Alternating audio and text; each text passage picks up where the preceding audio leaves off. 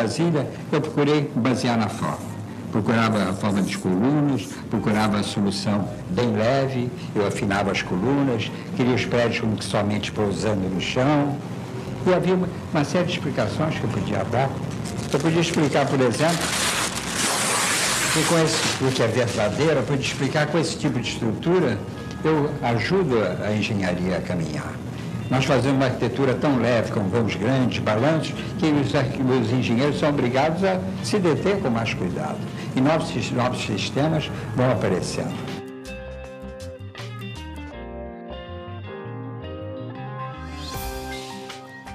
Quando alguém vai visitar Brasília, por exemplo, eu estou tranquilo. Eu digo lá agora, pode gostar ou não dos palácios, mas você não vai ver nada parecido que você tenha visto antes. E isso realmente é muito importante para mim. Eu acho que a arquitetura é toda feita de invenção. Eu preciso mudar a sociedade. E quando eu falei mudar a sociedade, não está falando mudar a sociedade por causa da arquitetura, que é secundário. Está falando mudar a sociedade para fazer a sociedade, a vida mais justa. E, inclusive, da arquitetura, os temas que nós desejaremos de ter. Os temas humanos, uma arquitetura mais feita para todos.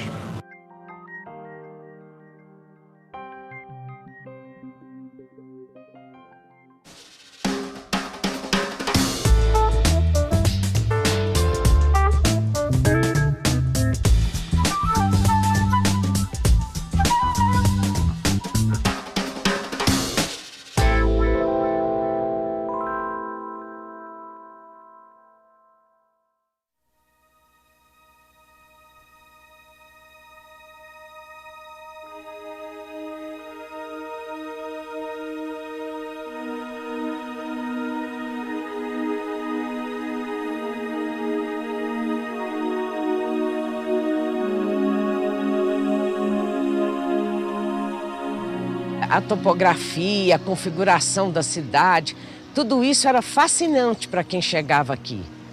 Porque não é uma cidade convencional. Brasília é uma cidade diferente, foi planejada. E tudo isso também a gente sentia aquele impacto, aquele choque assim, de estar morando numa cidade totalmente diferente. Como eu vim do Nordeste, você chega ali pela BR-020, aquela aproximação por Taguatinga, Sobradinho, que você tem a vista mais bonita possível da cidade, é de lá, ali do Alto do Colorado, onde está hoje, perto de onde está hoje a Torre Digital. Então você vê a cidade tatuada no meio do mato, assim, foi uma cena muito marcante, porque você está vindo no Cerrado, aqui no Centro-Oeste tem poucas cidades, você passa centenas de quilômetros, você vê cidade nenhuma e chega a ver aquela cidade parecendo uma maquete, assim, no meio do Cerrado. É uma cena muito impressionante.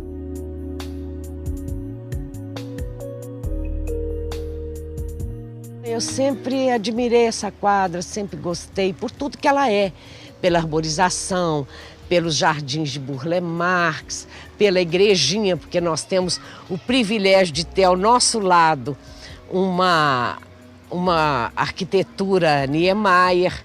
Por tudo isso é que eu tinha um sonho de vir para cá.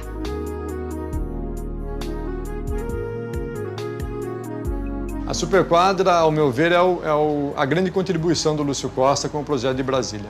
Embora seja um projeto muito coerente, muito coeso e amadurecido, é na Superquadra que ele utiliza das referências sem copiá-las. Ele cria, na verdade, recursos muito, podemos dizer, abrasileirados, né, que transformam as superquadras, a partir de suas referências internacionais, em elementos autenticamente nacionais. Acredito até, podemos arriscar, que a criação das superquadras ela pode ser equiparada à criação das quadras de Cerdá para Barcelona no meados do século XIX, que significou uma grande revolução de conceito urbano das cidades.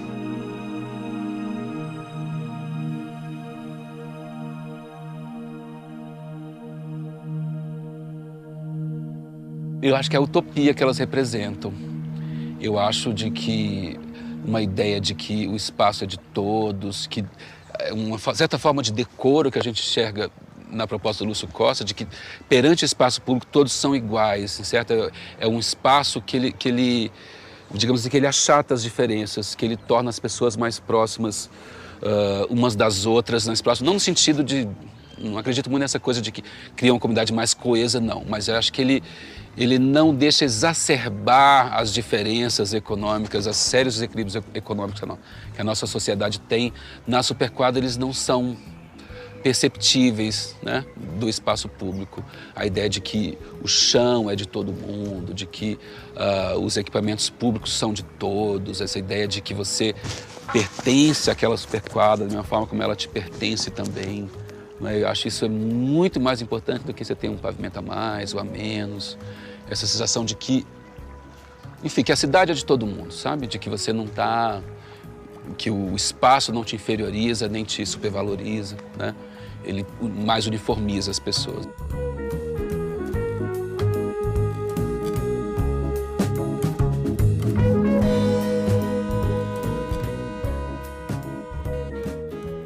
A ideia de fundação da nova capital do país, ela vem desde o século XIX. A mudança da capital federal do Rio de Janeiro para o interior do país, ela é decorrente, na verdade, da Constituição republicana.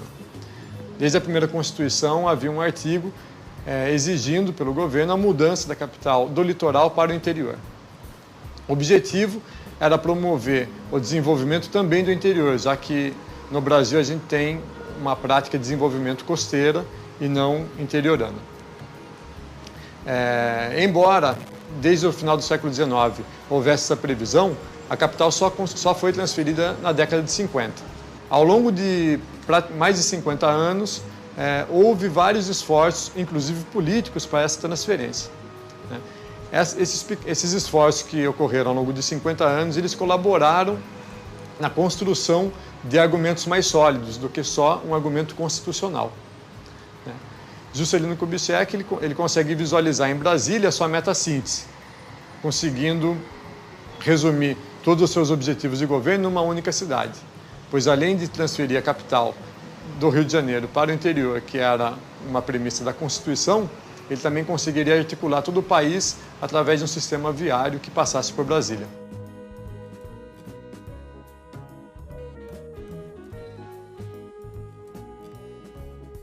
E aí foi isso, quer dizer, Brasília é uma loucura. E Brasília, o que eu acho maravilhoso é o Juscelino. A filha dele, como é o nome dela, Maristela, contou uma história maravilhosa, entendeu? Uma história incrível que é o seguinte: o Juscelino queria mudar Brasília com a mudança aprovada pelo Congresso. Aí ele dizia, se eu for propor só a mudança da capital, claro que não vão aprovar. Ele tinha uma oposição muito grande, né? Mas se eu disser que eu vou mudar num determinado dia, daqui a 3 anos, aí vão aprovar para me desmoralizar. E foi isso que houve, né?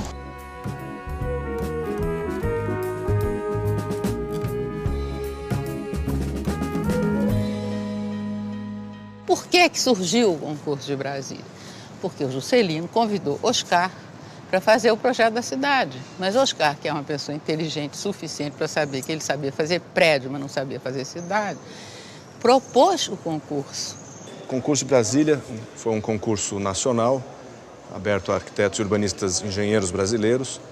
É organizado em 1956, quando o Juscelino assumiu o mandato dele como presidente. E a primeira coisa que eu acho que é importante dizer é que o concurso de Brasília é talvez a maior demonstração da agenda que os intelectuais brasileiros, sobretudo arquitetos, geógrafos, engenheiros, tinham no século XX, que era a construção do território brasileiro, a construção do país. E meu pai foi convidado logo no começo, não sei qual foi o grupo, e chamaram ele para participar, ele não quis. E aí já tinha passado, o prazo era curto, eram só 6 meses, já tinham passado uns 2, coisas assim. E aí, de repente, ele começou a se interessar. Eu acho que é porque ele era muito realista, né? Ele não queria fazer teoria de nada, ele queria ajudar a acontecer a transferência da capital. E eu acho que ele só levou a sério o que ia acontecer mesmo quando ele viu que o Juscelino estava construindo a casa dele, né? Que é o Alvorada. Entende que o Alvorada é antes do concurso. O Alvorada e o Brasília Palace, o Oscar que locou naquela pontinha para não se meter na área, entendeu? E aí eu acho, palpite meu, eu acho que o meu pai deve ter sentido que era para valer, né? Que ia mudar aquela capital mesmo.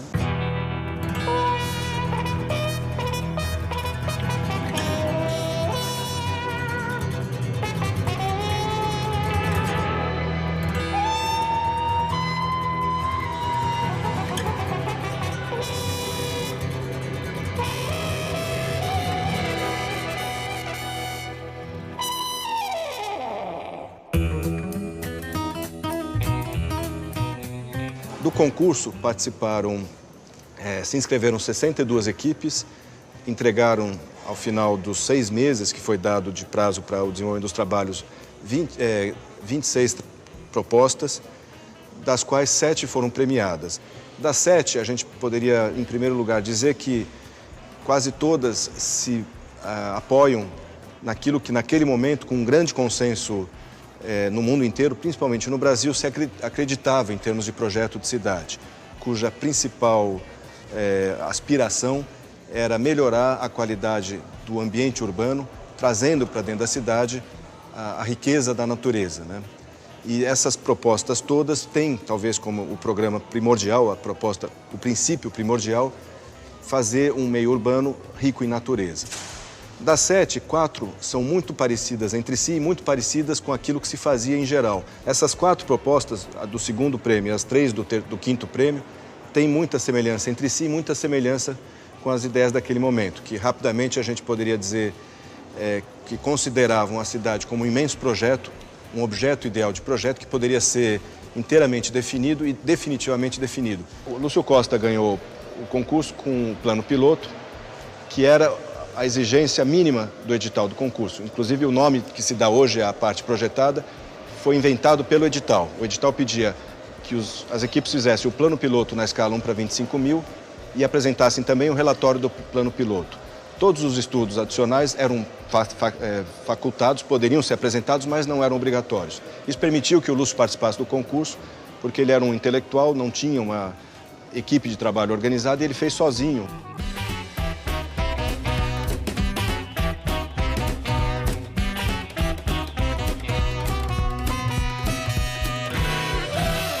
Eu estava na faculdade, então um dia eu cheguei em casa, ele me chamou e disse, vem cá, eu quero te mostrar uma coisa. A coisa era Brasília, imagina. E eu achei normal, tudo normal, mudar a capital, tudo. Ele explicou aquilo, tinha um croquis de meia Brasília. Explicou tal, depois fez o manuscrito. O Drummond, que trabalhava junto com ele aqui no Patrimônio, ele foi a primeira pessoa que leu o manuscrito. E eu acho adorável porque ele corrigiu a ortografia para o datilógrafo entender. Você entende? Porque meu pai nunca foi obediente às reformas ortográficas, então ele escreveu como ele aprendeu quando era menino, né? Entendeu? Sumário, perdoe a moda sumamamário, prompto, não sei o quê. Agora, aí ele fez aquilo, eram 5 pranchas de cartão, assim, grandes, tamanho padrão, né? Que uma tinha o desenho, a planta, as outras tinham as folhinhas. Era uma com o desenho e 4 com as folhinhas datilografadas e os croquisinhos. A nanquim, com uma corzinha assim, ilustrando.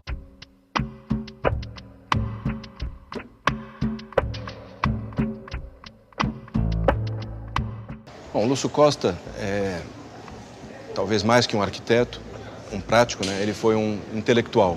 Um homem que pensava muito e pensou muito bem o Brasil. Era um dos homens que tinha um projeto para o Brasil, coisa que hoje em dia a gente se ressente, né? Muitas vezes não temos mais gente pensando assim, com essa missão, uma coisa que eu acho que devemos recuperar. E o Lúcio Costa, lembremos, é um dos caras que organizou o patrimônio histórico no Brasil. Portanto, ao mesmo tempo que ele era moderno, ele era um cara muito atento à história. E isso aparece no projeto de Brasília, na sua concepção de cidade, porque ele melhorou, digamos assim, ele transformou aqueles princípios urbanos modernistas que estão em todas as propostas, matizando esses princípios, transformando esses princípios com base na experiência das cidades históricas, das cidades consagradas de forma consagrada pela história, como as cidades europeias. Então é uma cidade feita de aspirações para o futuro, né? De melhoria, de transformação da nossa condição, mas sem perder as lições da história, num certo sentido antecipando o que depois marcou o final do século XX em termos de urbanismo, que foi uma volta muito atenta às soluções consagradas pela história. E essa talvez seja a grande contribuição do projeto vencedor do Lúcio Costa, que também fez uma cidade-parque, como ele chama, ou cidade-jardim, que era o termo mais comum, normalmente adotado pelos arquitetos, mas fez uma cidade que tem 2 grandes definições, que são os 2 eixos, né? Um para a escala monumental ou para a função administrativa da cidade. o outro para a escala residencial, ele chamava rodoviária residencial, para a função de moradia dos que habitam a cidade, né?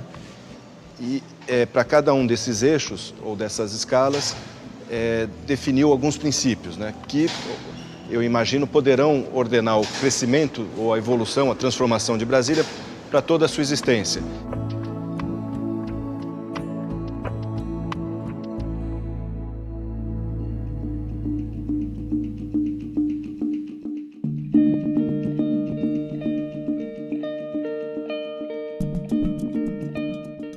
Brasília não foi a primeira capital projetada no Brasil. O primeiro projeto de capital para o Brasil foi para a capital de Minas Gerais, Belo Horizonte, no final do século XIX, cujo projeto é de Arão Reis. O projeto de Goiânia, com distintas autorias, devido a um processo de projeto e construção de sua obra, ele teve algumas alterações, mas fundamentalmente ele está baseado no sistema viário muito próximo daquele utilizado em Paris e Haussmann, na Paris e Haussmann do meados do século XIX. O curioso é notar que em Brasília nós temos um principal elemento da cidade, o eixo monumental, onde estão distribuídos edifícios administrativos e ao fundo a Praça dos Três Poderes. Tanto em Goiânia como em Belo Horizonte, a gente tem a exploração desse recurso urbano, que é dispor ao longo de uma única avenida, de um único eixo, edifícios administrativos, privilegiando a questão da cidade como capital. A área residencial definida por Lúcio Costa, ela se apropria muito bem da topografia, porque ela é um eixo arqueado que tenta se aproximar muito dessas curvas topográficas, facilitando a implantação dos edifícios e permitindo o adensamento sem grandes movimentos de terra. Ao contrário do eixo monumental, que cruza as curvas e cria um desnível muito grande entre o início e o fim dele. O desnível é aproveitado para a valorização de alguns edifícios, né? E devemos lembrar que uma das pontas do eixo está a Praça dos Três Poderes, na outra ponta, no ponto mais alto, a torre de comunicações, né? Então, com isso, ele consegue criar uma perspectiva de toda a cidade através da implantação desse eixo.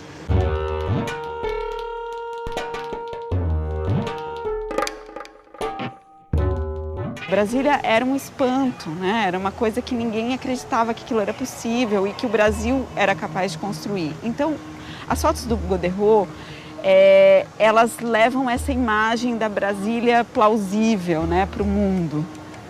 E ele, sendo muito próximo do Niemeyer, foram as fotos dele, principalmente, que foram divulgadas.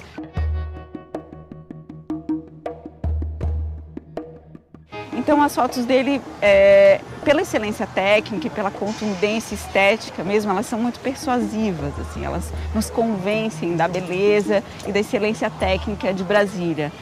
E esse argumento era muito importante na época, porque o Brasil queria se colocar não mais como um país que só exportava matéria-prima, né, mas como um país capaz de produzir arte e conhecimento.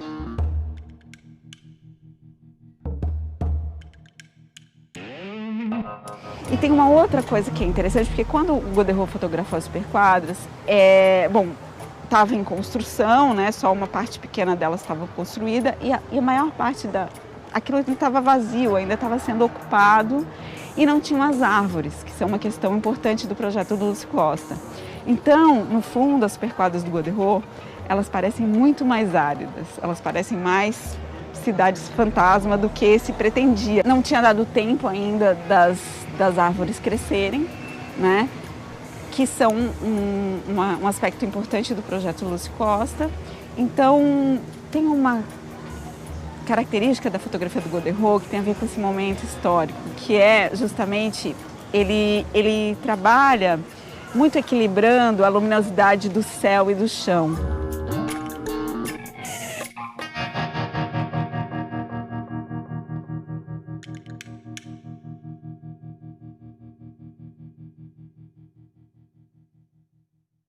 Essa é a grande contribuição do Lúcio Costa e que a gente até hoje acho que tem que conseguir nos nossos projetos que possam se transformar, porque esses projetos de maior escala, os projetos urbanos, obviamente, possam se transformar, mas sem perder o seu caráter, a sua essência. Estarão para sempre como uma marca na história.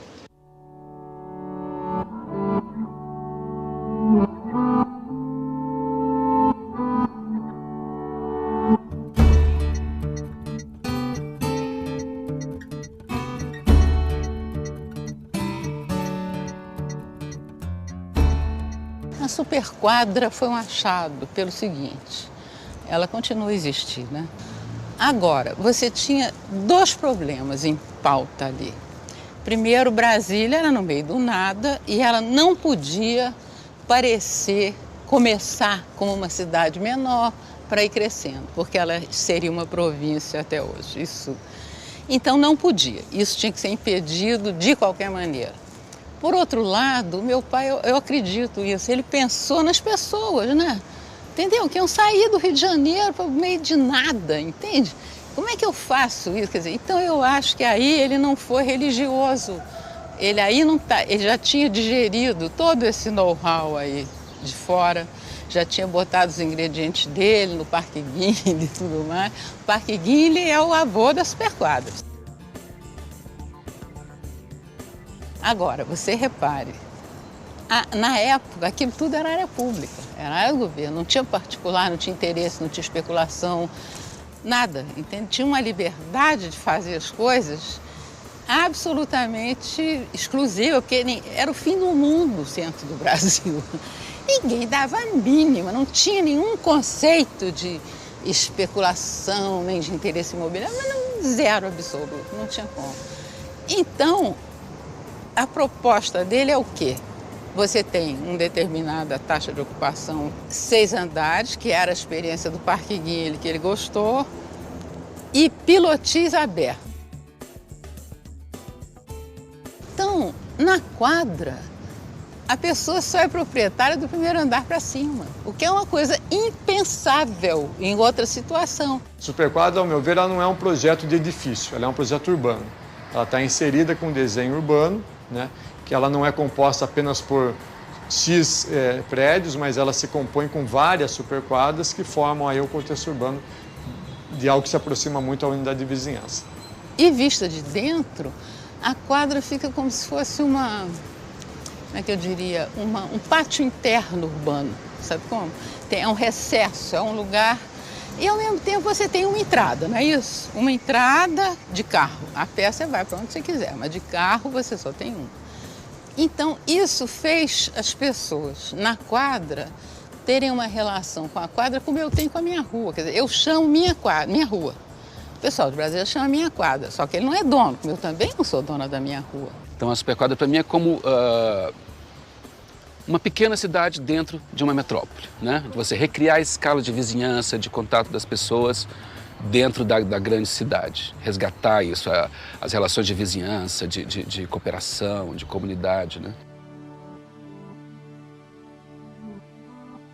Brasília, todo mundo que veio para cá se sentia numa cidade do interior.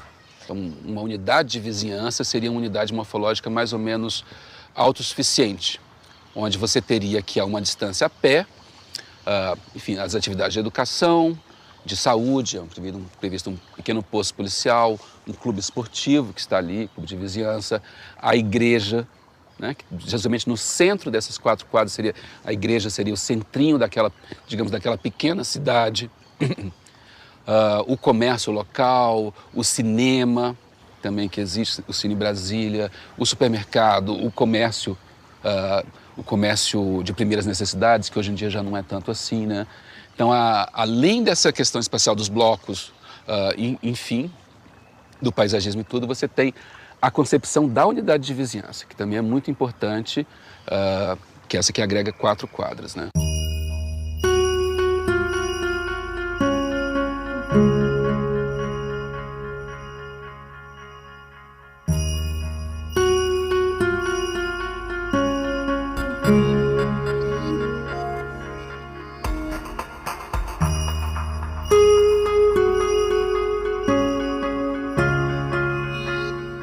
O térreo livre é público, a propriedade em Brasília é pública.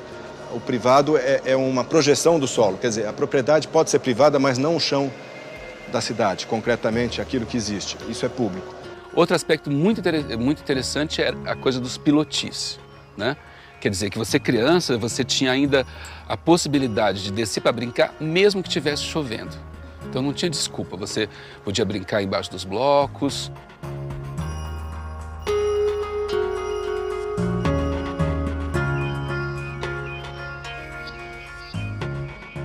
O Lúcio Costa falava de edifícios, mas como normas de projeto, né? Como regras de projeto. Térreo sempre livre, altura de no máximo 6 andares além do térreo, porque ele dizia inclusive que essa é a altura em que a mãe ainda consegue chamar os seus filhos para jantarem, né? Você não perde o contato com o solo.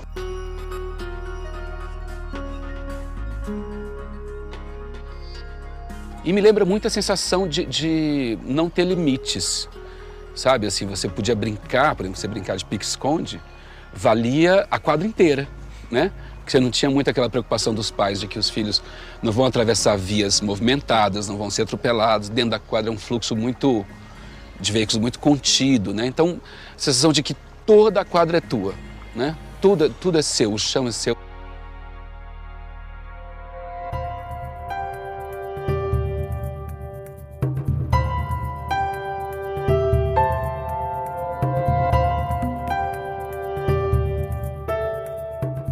Não, pois é, além dos prédios de habitação, você tem em cada superquadra há um espaço destinado para uma escola primária e um jardim de infância, certo? Então a ideia é de que a criança, ao se desenvolver, ela vai dominando o espaço pouco a pouco. Então aquilo, na primeira infância, ela tem enfim, o jardim e a escola primária a uma distância a pé, que ela não vai precisar cruzar nenhuma via de maior porte, né, para chegar a esses equipamentos. Na verdade, o próprio dimensionamento da superquadra foi feito muito em função do dimensionamento da escola. O tamanho da superquadra, que foi pensado em torno de 2.500 a 3.000 habitantes, era justamente uma população que iria dar, numa população em idade escolar, de cerca de 400 a 500 alunos, que é o tamanho de uma escolinha de quadra. Mas essas escolas que tem aqui na quadra, as 3 escolas aqui estudaram todos os filhos da 308. Brincaram nesses parquinhos, frequentaram a igrejinha, brincavam no pilotis, nesses parques que tem, nessas praças. E era tudo muito livre, porque não havia violência, não havia nada. As crianças que cresceram na 308 cresceram muito bem, tiveram uma infância muito boa aqui. Na época de Brasília, o serviço público permitia ter uma educação de primeira qualidade. Não é? Então isso era um bem. Você desce, seu filho está estudando num jardim de infância, né? Absolutamente ligado. A cinta, né? O cinturão verde em volta da quadra também é um elemento muito marcante que particulariza. É como se você criasse um grande pátio íntimo na área urbana, um pátio urbano. Aquilo que você tem no quintal das casas vira a superquadra é um grande quintal, né? Urbano.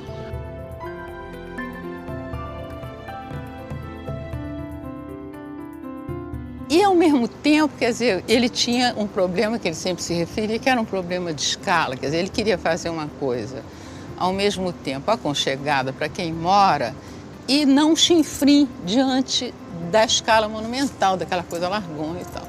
Então ele achou que na hora que ele definisse paisagisticamente os quadrados com a cercadura verde, que ele matava essa charada. Quer dizer, a cercadura verde, vista de fora, ela garante a escala.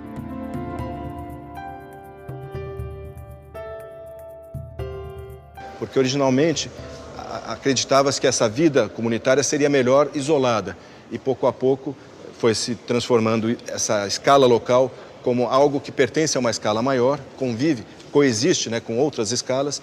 E Brasília é um belo exemplo disso, né? Nas superquadras a gente encontra a vizinhança, as pessoas que se conhecem como vizinhos, e encontra gente que foi ali para comprar alguma coisa numa das ruas e que convive com esses sem atrapalhar a vida local. Essa coisa de muita árvore, superquadra, você poder andar livremente nas ruas. Eu não sei se vocês sabem, as pessoas aqui não fechavam seus carros. Os carros eram simplesmente deixados na rua, com portas dos carros abertas, vidros abertos, a chave na ignição. Esses blocos todos aqui, não existia porteiro, não existia portaria, ninguém tomava conta.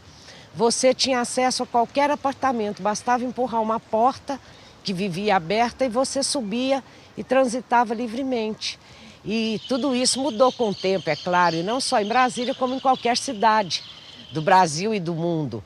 Mas Brasília era uma cidade onde as pessoas se sentiam muito livres. A cidade era diferente, porque as superquadras, a maioria delas não estava pronta ainda, tinha muita superquadra que nem existia ainda. Por exemplo, a 310 Sul, que fica a 2 quadras daqui, é uma quadra que foi construída depois que eu me mudei para cá. Foi uma quadra que eu vi nascer, que eu vi ser construída. Não é o caso da 308, que é uma quadra que ficou pronta em 1959.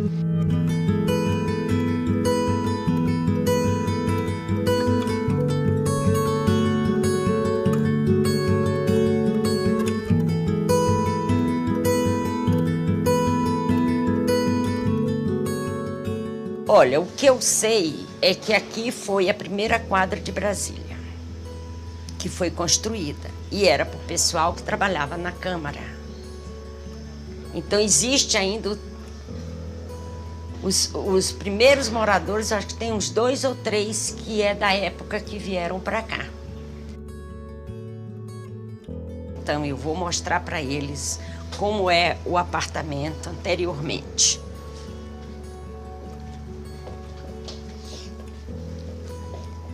Ele tem uma cozinha, área de serviço, uma sala e 2 quartos. Aqui é o quarto. Esse já não é mais do original, já foi modificado. O guarda-roupa foi modificado. O segundo quarto é esse. O guarda-roupa é original ainda.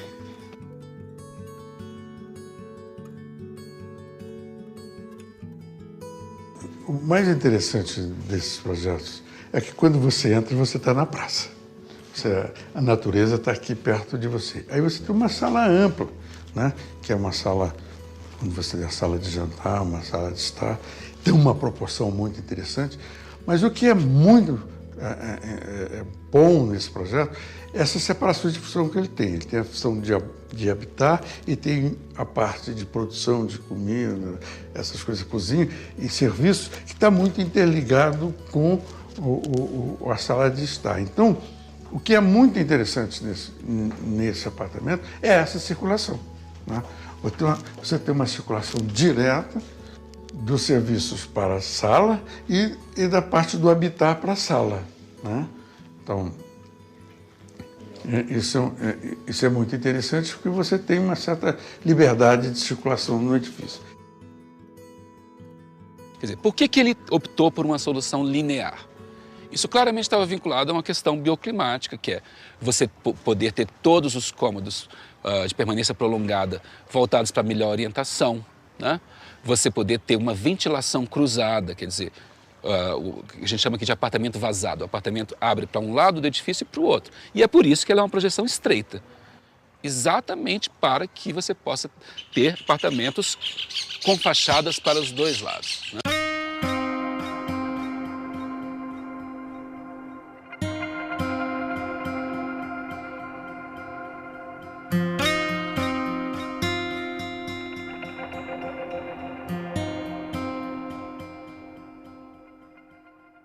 Olha, eu acho o seguinte, por exemplo, nossos apartamentos que é vidro até em cima, nós poderíamos fazer a metade tijolo, o resto vidro. Só que, porém, como foi tombamento, não pode mais mexer. Por quê? Porque é vidro, então você fica nu. Aqui, esse prédio é chamado televisão dos candangos. Porque é vidro de cima e embaixo. Vidro de cima e embaixo, então você tem que ter cuidado. Você sair do banheiro enrolado numa toalha, tiver aberto, você vê tudo. Atualmente, de acordo com o IPHAN, não pode ser modificado mais nada.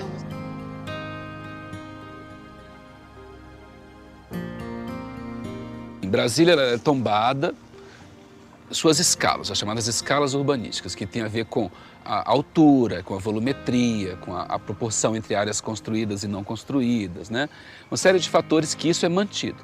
Mas não tem nada que diga que esse prédio aqui, que é o prédio, que é o bloco, sei lá, F da 308, ele tem que ter a fachada cor-de-rosa, entremeada com caixilho preto. Elas não são tombadas como a Igreja de São Francisco de Assis em Ouro Preto, elas não são tombadas como o Palácio Capanema no Rio de Janeiro, né? Muito pouca gente hoje entende o tombamento de Brasília, sabe? Ele é muito recente, ele é muito... O tombamento de Brasília ele é muito diferente dos demais, né? Como estratégia de preservação mesmo. Até, por exemplo, Brasília se aceita na lista do Patrimônio Mundial da Unesco, foi criada uma nova categoria de bens, porque não se entendia um patrimônio contemporâneo estar na lista do Patrimônio Mundial, né? Eu vejo Brasília muito partitura musical, sabe como? Eu acho o tombamento é da partitura, né? Entendeu? Você não tomba prédio nenhum, você tomba a relação entre as coisas, né? É uma outra história. Então você, olhando com esse olhar, você vê que na cabeça dele você tinha a esplanada, você tinha o Congresso ali, que é uma tônica, né, evidente, você passa por baixo da rodoviária e lá na outra ponta você tem a outra tônica, que é a torre. E eu acredito muito que Brasília, daqui a 100 anos, será uma cidade mais bonita do que a cidade inaugurada, porque ela vai se enriquecer, vai se transformar, inclusive em sentidos imprevistos e, na minha opinião, sem perder essa essência. Então, para mim, hoje a gente sabe que a cidade é muito mais complexa e é um processo muito mais do que um projeto, né? Um processo que nunca acabará, sempre sofrerá transformações.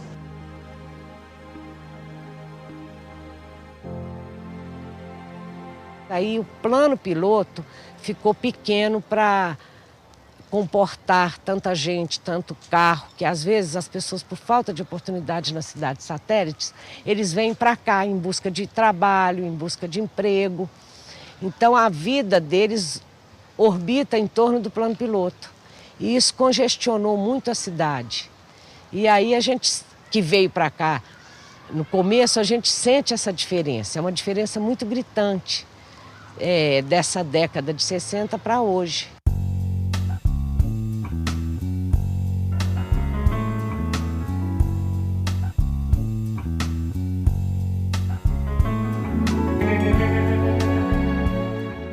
Na verdade, o plano piloto ele virou um bairro nobre, né, do Distrito Federal.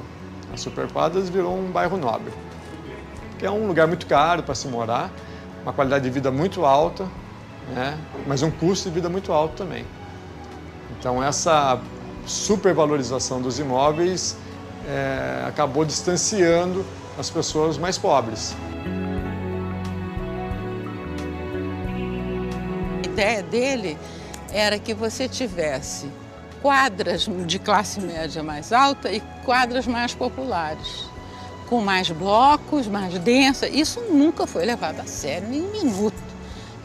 Tanto para todo mundo, Brasília, plano piloto, sempre foi a zona sul do Rio de Janeiro.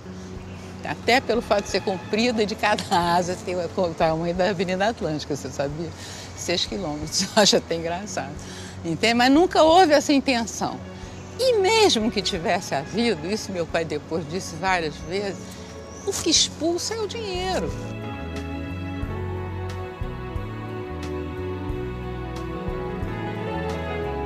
Durante muito tempo, se você for abaixo do eixo, as quadras 400, eram umas quadras mais baratas, uns prédios mais simples, essas coisas todas. Mas o que aconteceu com Brasília? É muito simples. As pessoas tiveram acesso a esses apartamentos. Não quer dizer que não houve isso, não. Houve. Mas as pessoas eram mais pobres. Então, agregava valor ele vendia e ia para Taguatinga. Taguatinga agregava valor, ele vendia e ia para Samambaia. E foi sendo expulso. Hoje eles estão lá no entorno de Goiás, no entorno do Distrito Federal, que é Goiás. Agora, a ideia do Lúcio, que era uma ideia utópica mesmo, era que o urbanismo resolve o problema social, porque não resolve. O urbanismo acena como uma alternativa possível. Acho que houve muita ingenuidade, uma parte utopia de Lúcio Costa, né, ao imaginar a cidade assim, né, por exemplo, onde, digamos, no projeto original, que foi o concurso, ele ignora a existência de ensino privado. O ensino público decaiu muito no Brasil, da inauguração de Brasília até hoje, né? Além disso, por exemplo, se eu for pensar bem, a questão da igreja está no centro das superquadras. Aquilo podia ser, digamos assim, racional, coerente em 1957, quando acho que você tinha um grosso de, não sei se 90%, enfim, uma parte expressiva da população brasileira era católica. Hoje em dia isso não é mais verdade, né? A superquadra, por mais que ela seja uma solução das mais interessantes que já foi feitas em termos de soluções de habitação, né, acho que no século XX, talvez das mais interessantes, ela não deixa de ser elitista. Até hoje a gente tem diversos conflitos complicados. Mas eu, enfim, não diria que não deu certo. Acho que o essencial do morar em superquadra existe.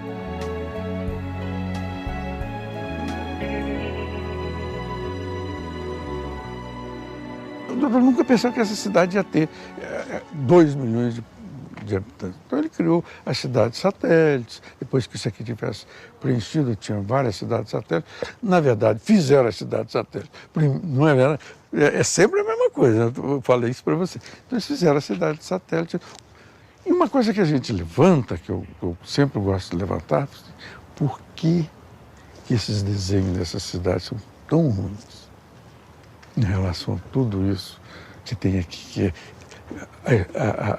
o exemplo estava aqui. É uma porcariada tudo isso que está aí em volta. Não tem nada mais de núcleo Bandeirantes. Não é? Não se restou nada do núcleo Bandeirantes, não se restou nada da Vila Planalto, que foram os 2 núcleos iniciais onde estavam os operários de Brasília.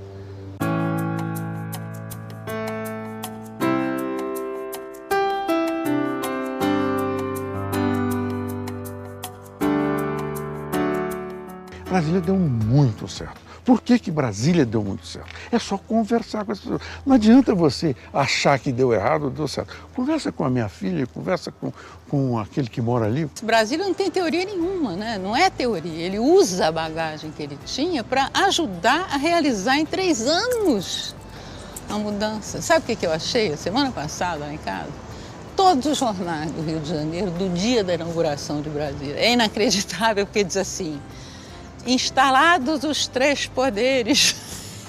Eu digo, olha só, o outro inventa o nome Praça dos 3 Poderes e o jornal bota na manchete: instalados em Brasília os 3 poderes da República. Você olha aqui, vocês veem, meu Deus, que doideira, né? E a gente acha tão banal, né? Se fosse um canadense que tivesse mudado a capital, estava todo mundo aqui deslumbrado. Achando que só lá, imagine nós tropicais, que horror, a gente é preguiçoso, não faz nada. É importante, meu bem. Brasília é um milagre. É espantoso que exista Brasília, francamente, às vezes me espanta. Porque o importante em Brasília é o fato dela existir, simplesmente. O fato de já existir uma cidade, que é uma capital, que foi concebida já na escala de um Brasil definitivo, para a capital e não como cidade de província, né? De modo que eu acho que Brasília é uma coisa extraordinária, apesar de todas as defaillanças, todas as críticas e coisas sobre Brasília desses 20 anos, 20 e tantos anos, mas isso já está passando, porque Brasília houve vários ciclos, né? Houve o primeiro impacto, quando Brasília foi construída, né, despertou uma simpatia e interesse no mundo todo, né, pela aquela coisa extraordinária de fazer no deserto, em 3 anos, uma cidade para a capital do país. Né? E isso despertou uma simpatia grande. Logo em seguida, ou pouco depois, começaram a esnobar, né, Brasília, achando que Brasília tinha sido uma oportunidade perdida. Mas por que não resolveram o problema social? Por que o operariado lá tem que morar fora da cidade? Isso é um absurdo, uma oportunidade perdida. Como é que acontece uma coisa dessas?